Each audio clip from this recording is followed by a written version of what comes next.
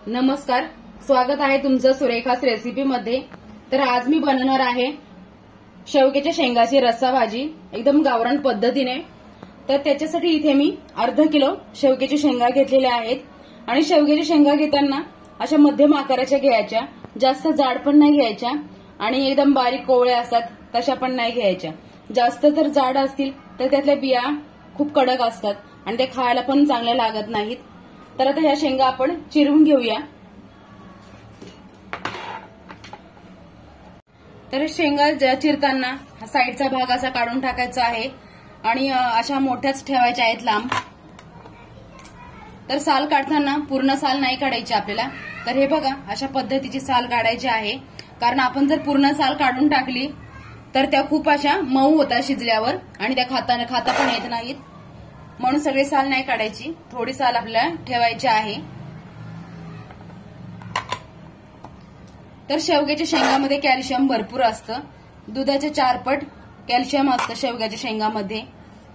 जर ज्यांना मधुमेह आहे अशा लोकांनी तर आवर्जून शेवग्याच्या शेंगाची भाजी खाल्ली पाहिजे। तर तुम्ही असं वाटण घालून ही भाजी सुकी पाहिजे तर सुकी सुद्धा बनवू शकता किंवा रसा सुद्धा बनवू शकता। तर मी आज रसाच बनवणार आहे या भाजीचा। तर हे बघा सगळ्या शेंगा आपल्या चिरून झालेल्या आहेत। आता ह्या शेंगा मी स्वच्छ पाण्यामध्ये धुवून घेणार आहे। तर शेंगा शिजवून घेण्याच्या आधी मी इथे वाटण काढलेलं आहे, हे वाटण मी भाजून घेणार आहे, म्हणजे शेंगा शिजूपर्यंत आपलं वाटण गार होईल। तर इथे मी अर्धी वाटी मोठी सुकं खोबरं घेतलेलं आहे चिरून, त्याचबरोबर लवंगी मिरच्या आहेत ह्या तिखट, ह्या मिरच्या घेतलेल्या आहेत, धणे घेतलेले आहेत, चण्याची डाळ घेतलेली आहे, लसूण घेतलेला आहे 10 ते 15 पाकळ्या आणि आलं घेतलेलं आहे आणि इथे 4 कांदे घेतलेले आहेत। तर मी सगळ्यात आधी आता हे 4 कांदे जे आहेत ते इथे गॅसवर जाळी ठेवलेली आहे, ह्या जाळीवर भाजून घेणार आहे। कारण आपण गावाला जसं चुलीमध्ये कांदे भाजतो तर आपल्याला इथे आता शहरामध्ये तर चूल तर नाहीये, म्हणून मी या जाळीवरती हे कांदे भाजून घेणार आहे। तर हे बघा हे कांदे आम्ही थोडे असे फोडून घेणार आहे, म्हणजे ते आतपर्यंत असे भाजले जातील।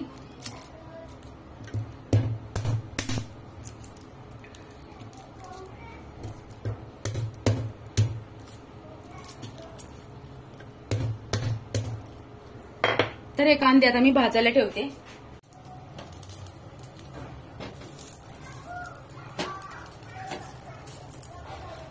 आता हे कांदे आपल्याला एकदम चांगले भाजून घ्यायचे आहेत। मी काही सेकंदासाठी गॅसची फ्लेम मोठी ठेवणार आहे आणि नंतर गॅसची फ्लेम कमी करणार आहे। कांदे आतमधून सुद्धा आपले चांगले भाजले गेले पाहिजेत। कांदे एका साईडला भाजतायत तोपर्यंत मी आता इथे वाटण भाजून घेते। तर सगळ्यात आधी मी हे खोबरं भाजून घेणार आहे। तर थोडंसं तेल घालायचं आहे आणि रंग बदलूपर्यंत आपल्याला हे खोबरं भाजून घ्यायचं आहे। वाटण चांगलं भाजलं की मग भाजीला चव सुद्धा छान येते।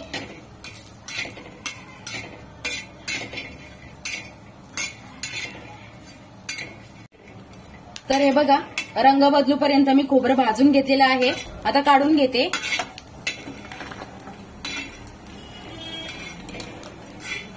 याच्यानंतर ही चण्याची डाळ आहे ही भाजून घेते। चण्याची डाळ घेताना आपल्याला जास्त नाही घ्यायची, थोडीच घ्यायची आहे। खोबऱ्याचं आणि कांद्याचं प्रमाण जास्त घ्यायचं आणि डाळीचं प्रमाण कमी घ्यायचं वाटण काढताना कधी पण। तर तुम्ही सुद्धा कशा पद्धतीची भाजी बनवता ते मला कमेंट बॉक्स मध्ये सांगत जा। तर हे बघा डाळ सुद्धा भाजलेली आहे, आता काढून घेते।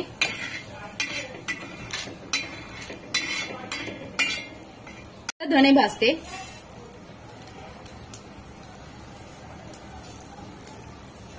तर धणे आपल्याला जास्त वेळ नाही भाजायचे, काही सेकंदच भाजून घ्यायचे आहेत कारण ते पटकन भाजतात। आता धणे भाजलेले आहेत, मी काढून घेते।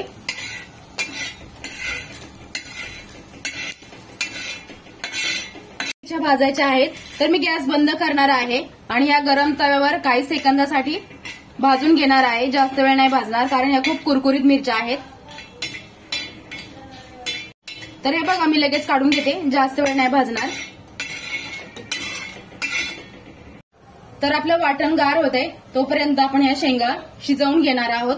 तर इथे कढई ठेवलेली आहे त्याच्यामध्ये मी अर्धा तांबे पाणी घेतलेलं आहे. आता याच्यामध्ये मी या शेंगा घालणार आहे.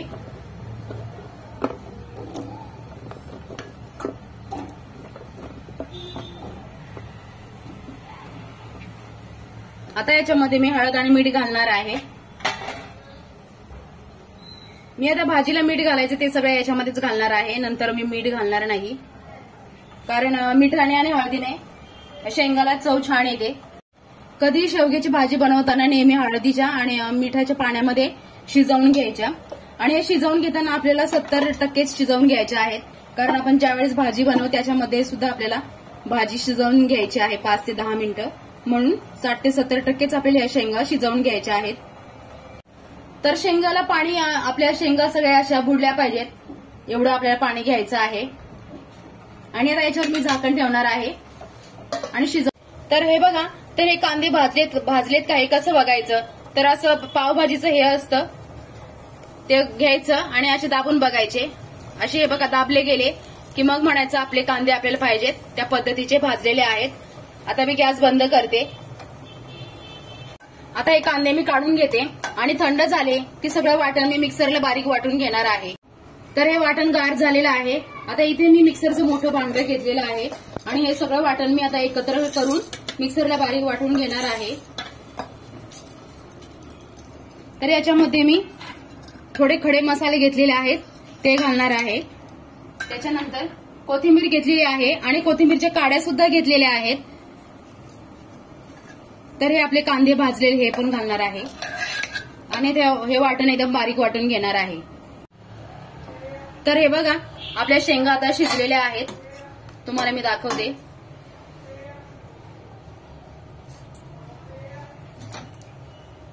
हे बघा, आपल्याला पाहिजे तेवढ्या शेंगा आता या शिजलेल्या आहेत 70%. आता मी गॅस बंद करते आणि कढई खाली उतरून घेते. तर हे बघा, मी वाटण असं बारीक वाटून घेतलेलं आहे. आता आपण भाजी बनवूया. तर इथे गॅसवर मी आता कढई ठेवलेली आहे आणि कढई गरम झालीये. त्याच्यामध्ये मी 2 चमचे तेल घातलेलं आहे. तर सगळ्यात आधी मी त्याच्यामध्ये आता कढीपत्ता घालणार आहे. कढीपत्ता चांगला फुलला गेलाय. त्याच्यानंतर आलं लसणाची पेस्ट घालणार आहे. ती मिक्स करून घेऊया.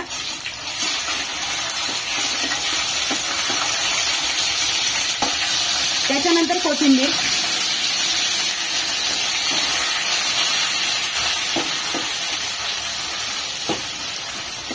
कोथिंबीरचा सुद्धा छान सुगंध आला की त्याच्यामध्ये मी आता इथे 2 चमचे मी भाजीचा मसाला असतो तो मसाला घेतलेला आहे. त्याच्यानंतर अर्धा चमचा हा लाल तिखट मसाला आहे तो घालणार आहे. याच्यानंतर मी कुठलेच मसाले घालणार नाही, कारण मी याच्यामध्ये लाल मिरची घातलेली आहे वाटणामध्ये. तर हे चांगले मिक्स करून घेऊया आणि लगेच याच्यामध्ये मी आता हे वाटण घालणार आहे.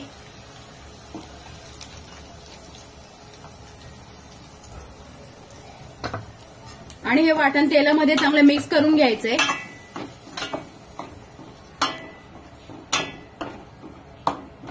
मिक्स केल्याच्या नंतर हे वाटण मी आता झाकण ठेवून 5 ते 6 मिनिटं गॅसची फ्लेम मध्यम ठेवून परतून घेणार आहे. तर हे बघा, आता मी याच्यावर झाकण ठेवलेलं आहे. तर हे बघा, आपलं वाटण चांगलं परतलं गेलंय. तेल सुद्धा सुटलेलं आहे साईडने, म्हणजे आपलं वाटण चांगलं परतलं गेलेलं आहे. आता याच्यामध्ये मी शेंगा घालणार आहे. आपण अशा शेंगा शिजवून घेतल्या की ते शेंगाचं पाणी जे असतं त्याने ह्या भाजीला खूप छान अशी चव येते. तर मी जरा घट्टसरच भाजी ठेवणार आहे, जास्त पातळ बनवणार नाही. तुम्हाला जशी आवडत असेल तशी तुम्ही ठेवू शकता. पातळ पाहिजे तर अजून पातळ, किंवा अशी पाहिजे असेल तर अशी सुद्धा घट्ट ठेवू शकता. आता मी गॅसची फ्लेम मोठी करणार आहे आणि ह्या मिक्सरच्या भांड्यामध्ये थोडंसं पाणी घालून एवढंच पाणी याच्यामध्ये घालणार आहे. जास्त पातळ भाजी करणार नाही.